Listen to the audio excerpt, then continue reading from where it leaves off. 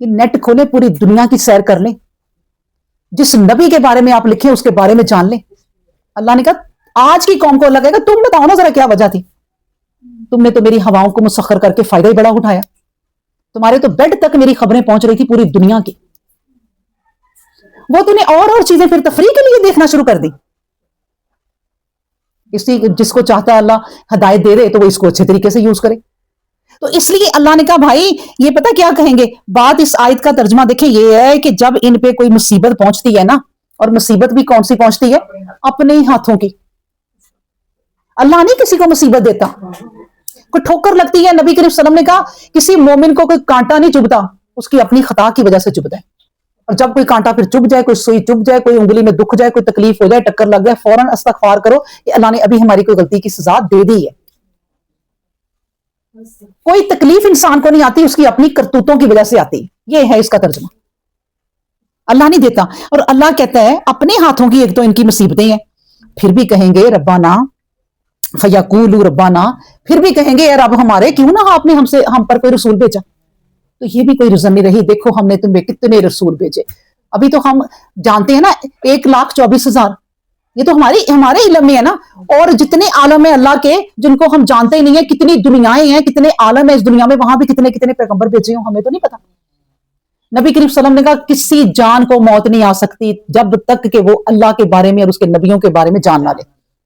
کسی نہ کسی طریقے سے اسے خبر پہنچ ہی جاتی ہے, اور وہ نہیں کہہ سکتا کہ اللہ مجھے تو پتہ ہی نہیں تھا, مجھے پتہ ہی نہیں تھا, اگر مجھے پتہ ہوتا تو ہو میں نے تو وہ کر دینا تھا. ہمارے کوئی دیکھ لے حالات ایسی ہونا, تو کسی رشتہ دار کو پتا چلے تو وہ کہے گا مجھے بتاتے, میں نے تو تمہیں یہ کر دینا تھا, وہ تمہیں تو میں نے اس طرح کرنا تھا, یہ کرنا تھا, تمہارے لیے کرنا کچھ نہیں تھا. اور اسی طرح یہ قومیں اللہ کو بھی کہیں گی, انہوں نے نصیحت کوئی حاصل نہیں کرنی. اللہ کہے گا آؤ میں دکھاؤں تمہیں تمہارے وقت کے کیا کیا پیغمبر تھے, آؤ میں دکھاؤں تمہیں تم کس کس کی باتیں سنتے تھے. اس کے بعد پھر کہا فلما جاءہم الحق من عندنا قالوا لولا اوتی مثل ما اوتی موسیٰ اولم یکفروا بما اوتی موسیٰ من قبل قالوا سحران تظاہرا وقالوا انا بکل کافرون. اب دیکھیں ان کی باتیں آپ سنیں. آپ کہتے ہیں فلما, پھر جب جاءہم الحق, پھر ان کے پاس جب حق آ گیا, اور حق بھی کہاں سے آیا, من عندنا ہمارے پاس سے, قالوا کہنے لگے لولا اوتی مثل ما اوتی موسیٰ, آپ نے وہ کیوں نہیں دیا سب کچھ جو موسیٰ کو دیا تھا. اعتراضات آپ دیکھیں ذرا کہ اے اللہ آپ نے وہ کچھ جو موسیٰ کو دیا تھا, یعنی موسیٰ کو جو دے دی تھی معجزے, موسیٰ کی قوم کو جو دیا تھے سائے, بادلوں کے سائے, اور پھر وہ کیا کہتے ہیں منو سلوا اور آبشاریں, اور پتہ نہیں کیا کیا ان کو مہربانیاں کی تھی, اور معجزے بڑے دیے تھے, تو اس طرح کے معجزے ہمیں کیوں نہیں دیے بھائی. اللہ نے جواب کتنا پیارا دیا, اولم یکفروا, تو کیا بلا نہیں انہوں نے انکار کیا تھا پھر ان معجزوں کا, انہیں تو دیے تھے نا, تو انہوں نے ان معجزوں کا بھی انکار کر دیا تھا. بما اوتی موسیٰ من قبل, تم سے پہلے جو موسیٰ کو ہم نے دیے تھے, انہوں نے پتہ کیا کہا تھا, قالوا سحرانی تظاہرا, یہ دونوں تو جادوگر ہیں, موسیٰ اور ہارون علیہ السلام. دیکھیں کہانی پڑھی ہو نا پوری تو یہ ذہن میں آ جاتی ہے, ہم کیونکہ پیچھے ہم نے پڑھا وہ دونوں, انہوں نے کہا تم دونوں تو بھائی جادوگر ہے کوئی, انہوں نے کہا انہوں نے کیا کیا تھا, انہوں نے کہا جادوگر ہیں. وقالوا, اور انہوں نے کہا انا بکل کافرون, اور انہوں نے صاف کہہ دیا تھا بھائی ہم ہر ایک کا تمہارا انکار کرتے ہیں, ہم نے نہیں تمہیں ماننا, اور تم اب کہتے ہو کہ موسیٰ کو جو دیا وہ ہمیں کیوں نہیں دیا. اس لیے یہ آپ اس سائز سے سیکھیں کہ اللہ تبارک و تعالیٰ نے جو کچھ ایک انسان کو دیا ہے نا, وہ دوسرے سے مقابلہ نہ کرے. نبی کریم صلی اللہ علیہ وسلم نے کہا جب بھی دیکھو نا اپنے سے نیچے دیکھو اور پھر شکر ادا کرو. اپنے سے بڑے کو دیکھو گے تو شکر کرنا بھول جاؤ گے, منکر بن جاؤ گے, کافر بن جاؤ گے اللہ کے, کہ نہ شکرے بن جاؤ گے کہ میرے پاس یہ کیوں نہیں ہے, اور جو تمہارے پاس ہے تم وہ سوچو اور اس سے نیچے دیکھو کہ اس کے پاس یہ بھی نہیں. اس طرح زندگی کے اصول بتا دیے. دیکھیں قرآن نے ہمیں اور نبی کریم صلی اللہ علیہ وسلم کی حدیث نے کہ ایسے گزارو زندگی. تو انہوں نے کہا بھائی جو موسیٰ کے پاس تھا وہ تو چھوڑو, تمہیں تو نبی کریم صلی اللہ علیہ وسلم رحمت للعالمین آخری نبی والا تحفہ اتنا پیارا تمہیں دے دیا. اب تو موسیٰ کو یاد کرتے ہیں, تو موسیٰ کی قوم کیا تھی, وہ تو خود انکار کرتی تھی ان کا, اور نبی کریم صلی اللہ علیہ وسلم کو بھی انکار کیا مشرکین نے. جو کچھ نبی کریم صلی اللہ علیہ وسلم پہ بیتا کہ مکہ چھوڑنے پہ ہی وہ مجبور ہو گئے.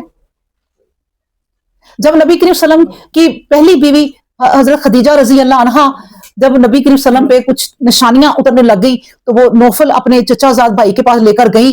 تو انہوں نے کہا کہ آپ اللہ کے پیغمبر بنیں گے اور آپ کو مکہ سے نکال دیں گے, اور کاش میں اس وقت ہوتا, وہ 90 سال کے تھے, تو میں آپ کی مدد کچھ کرتا.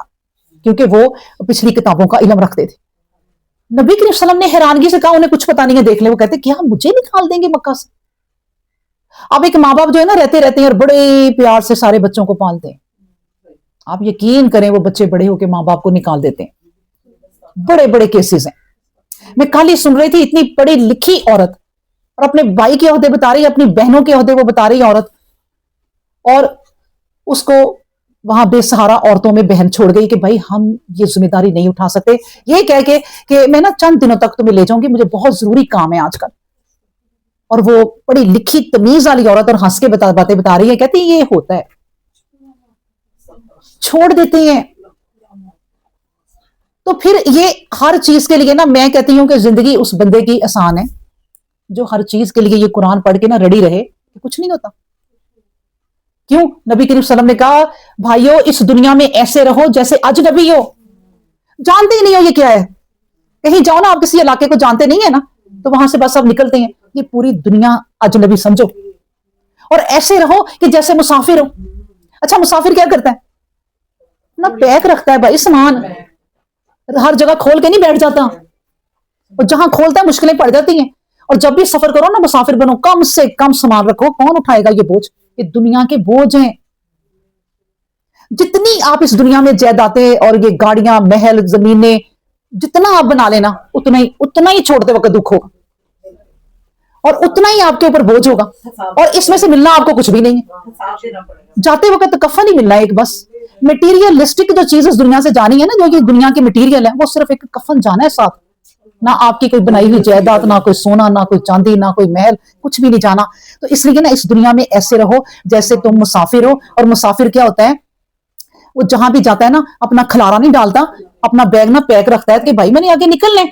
तो तुम भी अपने अमाल का एक बैग पैक ही रखो कि आगे किसी वक्त भी जा सकते हो। हर नमाज को ना इस तरह पढ़े कि आज मैंने फजर की नमाज पढ़ रही हूं ना, तो सजदे में सोचे पता नहीं कल पढ़नी है कि नहीं, तो सजदे से ना उठे जल्दी, सर रख छोड़े, क्योंकि पता कोई नहीं अगली फजर की नमाज पढ़नी है कि नहीं। ये दुनिया ऐसी है।